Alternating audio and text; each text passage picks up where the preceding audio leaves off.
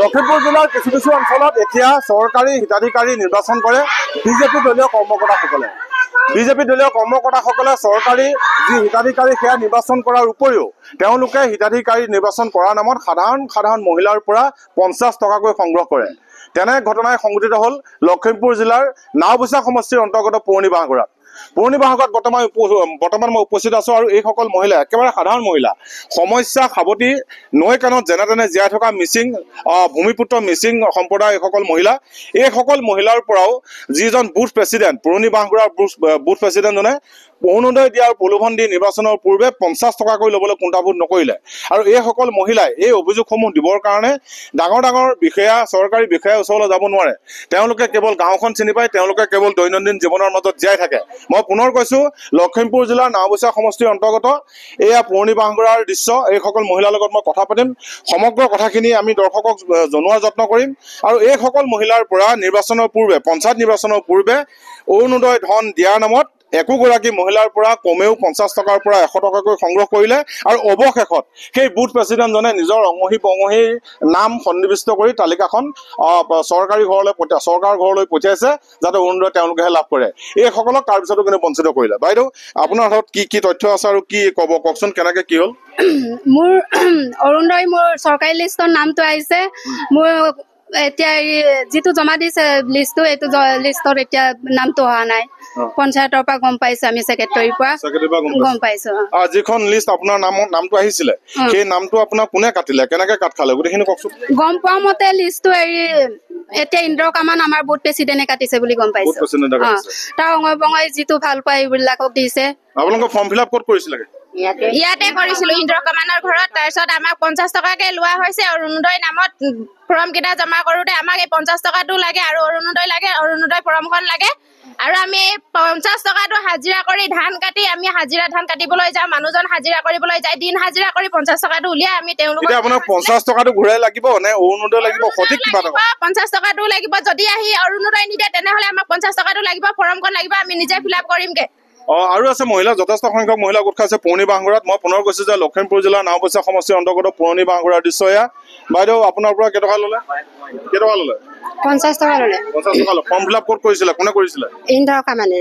ইন্দ্ৰ কামান কোন? Booth president. 50 টকা দিলে? দিলো। এতিয়া শেহতীয়াকে নামটো আপোনাৰ নাই নেকি? নামটো আছে লিষ্টত, কিন্তু আমাক কাটি দিলে। মানে আগৰ যিখন চৰকাৰী লিষ্ট আছিলে তাত আপোনাৰ নামটো আছে, এতিয়া শেহতীয়াকে যিখন নতুন লিষ্ট বনাইছে তাৰ নামটো কাটি দিলে। কি কাৰণে কাটিলে নাজানো কি কাৰণে। আচ্ছা, আপোনাৰ বাইদেউ কি হ'ল কওকচোন কথাটো? মোৰ চাহ এনেকে 50 টকা ল'লে অৰুণোদয় ফিল আপ কৰি দিম বুলি। তাৰপিছত মোৰ মতা নাই, ল'ৰা ছোৱালী সৰু হৈ আছে। মোৰ নাইকিয়া হাজিৰা কৰি কিনিয়ে মই দিছিলো এইটো অৰুণোদয় দিম বুলি। তাৰপিছত এইটো নিদিলে, নামটো কাটি দিলে।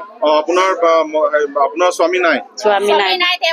মই পুনৰ কৈছো যে এইসকল মহিলাক অগ্ৰাধিকাৰ দিব লাগে। চৰকাৰী যি চৰ্ত, অৰুণোদয় যি চৰ্ত, এইসকল মহিলাক অগ্ৰাধিকাৰ দিব লাগে। কিন্তু শেহতীয়াকে যিজন বুথ প্ৰেচিডেণ্ট নাওবৈচা সমষ্টিৰ অন্তৰ্গত পুৰণি বাঁহগড়াৰ যিজন বুথ প্ৰেচিডেণ্ট বা যি পঞ্চায়তৰ কৰ্মকৰ্তা আছে, তেওঁলোকে এইসকল মহিলাৰ এনেকুৱা ধৰণৰ মহিলাৰ নামবোৰ কাটি দিছে।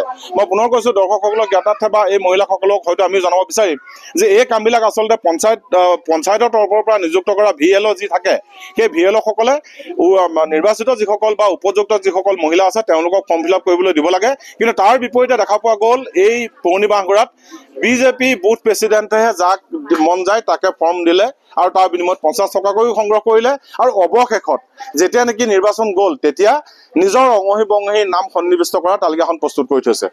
বাইদেউ, আপোনাৰ কিমান দিলে আপুনি? 50 টকা দিছিলো। কাক দিছিলে? এইটো ইন্দ্ৰ কামান। এতিয়া নামটো নাই নেকি আপোনাৰ? নাই, আমাৰ কাটি দিছে বুলি কৈছে। কাটি দিছে? পঞ্চায়তলৈ গৈছিলে? গৈছিলো। আচ্ছা, আপোনালোকৰ নামটো কিয় কাটিলে, কি গম? নাজানো ছাৰ কি কাটিলে। আৰু আছে মহিলা এইসকলে নাজানে তেওঁলোকৰ নামটো কিয় কাটিলে নাজানে। মই পুনৰ কৈছো যে একেবাৰে সহজ মহিলা, এইসকলক মাতিছে কোনোবাই, তেওঁলোকে ফৰ্ম ফিল আপ কৰিছে। ফৰ্ম ফিল আপ কৰাৰ পিছত তেওঁলোকে প্ৰপত্ৰ পূৰণ কৰাৰ পিছত তেওঁলোকৰ নামবোৰ কাটিলে। যি যেনেকৈ কয় আচলতে তেনেকৈ শুনে। আৰু এইসকল মহিলাৰ যিটো সৰলতাৰ সুযোগ, সেই সুযোগ সন্ধানীসকলে তথাকথিত সমাজসেৱকসকলে যে যি নেকি বুথ প্ৰেচিডেণ্ট তেওঁলোকে সমাজসেৱক বুলি নিজকে ক'ব বিচাৰে তেনেকুৱা ধৰণৰ ভণ্ড লোকে এইসকল লোকৰ পৰা 50 টকাকৈ ল'বলৈ কুণ্ঠাবোধ নকৰিলে যিটো 50 টকা নেকি এইসকল মহিলাই দিন হাজিৰা কৰি সংগ্ৰহ কৰিছিলে গোটাইছিলে সেইটো ল'বলৈ কুণ্ঠাবোধ নকৰিলে বাইদেউ আপুনি কিহৰ বাতে এখন তালিকা এইটো তালিকাত ছাৰ নাম আছে চবৰে কিন্তু নাম টকা যাৰ যাৰ নাম আছে সেইবিলাকক ফৰ্মটো ফিলআপ কৰি দিয়া নাই যাক ভাল পাইছে তেখেতক নামটো তাত কিবা ফৰ্ম ফিলআপ কৰি দিছে যাক বেয়া পাইছে সেইবিলাকৰ লিষ্ট গঠন কৰা হৈছে আপোনাক কাটি দিলে নেকি কাটি দিছে মোৰ হয় নেকি কি কাৰণে কাটিছে কি কাৰণে কাটিছে এইটো ক'ব নেজানো বাৰু পুলিচলে না নাই কোনে কাটিছে তাক কোনে কাটিছে মানে তাৰ পৰা সেক্ৰেটাৰীয়ে কিবা কৈছে মানে আপুনি এটা কথা সুধো কম বাইদেউ আপুনি সেক্ৰেটাৰীক প্ৰশ্ন কৰিছিল নাই আপোনাৰ নামটো কিয় কাটিলে সুধিলে নাই উদিছিলো কি ক'লে উদিছিলো বুথ পেটিশনে কাটিছে বুলি কৈছে বুথ প্ৰেচিডেণ্টে কাটিছে বুলি কৈছে আপোনাৰ ক্ষেত্ৰতে তেনেকুৱা হ'ল নেকি নাম আহিছিলে আগতে এতিয়া নাই নামবোৰ কাটি দিছে কোনে কাটিলে বুলি কৈছে ইন্দ্ৰ কামান বুথ প্ৰেচিডেণ্ট সকলোৰে একে অভিযোগ সকলোৰে একে সকলোৰে পুৰণি যিখন তালিকা আছিলে অৰ্থাৎ মই যিখন গাঁৱত উপস্থিত আছো ইয়াৰ মাজতে মই গাঁৱৰ সমগ্ৰ দৃশ্যটো মই দেখুৱাবৰ কাৰণে মোক সহযোগী অনুৰোধ জনাম যে চাওক এইখনেই গাঁওখনৰ অৱস্থা এনেকুৱা বছৰটোৰ প্ৰায় 4 মাহ দিন এইখন গাঁৱত বানপানীত ডুবি থাকে ইয়াৰ মানুহ কেৱল সমস্যাক সাৱটি মানুহবোৰ জীয়াই আছে পৰিয়ালবোৰ জীয়াই আছে হিচাপত এইসকল মহিলাই চৰকাৰী আঁচনি পোৱাটো একেবাৰে স্বাভাৱিক কথা বা তেওঁলোকক যোগ্য বুলি ধাৰণা কৰিব পাৰি আৰু একেবাৰে সহজ মহিলা এইসকল মহিলাকে প্ৰলোভন দি নিৰ্বাচনৰ পূৰ্বে তেওঁলোকক ফৰ্ম দিলে তালিকাত নাম আছে তালিকাখনো দেখুৱালে কিন্তু অৱশেষ 50 টকা কৰি ল'লে কিন্তু অৱশেষত যেতিয়া নিৰ্বাচন গ'ল সেই বুথ প্ৰেচিডেণ্ট ইন্দ্ৰ কামানলৈ আঙুলি টুৱাইছে সকলোৱে সেই বুথ প্ৰেচিডেণ্টজনে নিজৰ অঙহী বঙহীৰ নাম সন্নিৱিষ্ট কৰি এখন তালিকা প্ৰস্তুত কৰিছে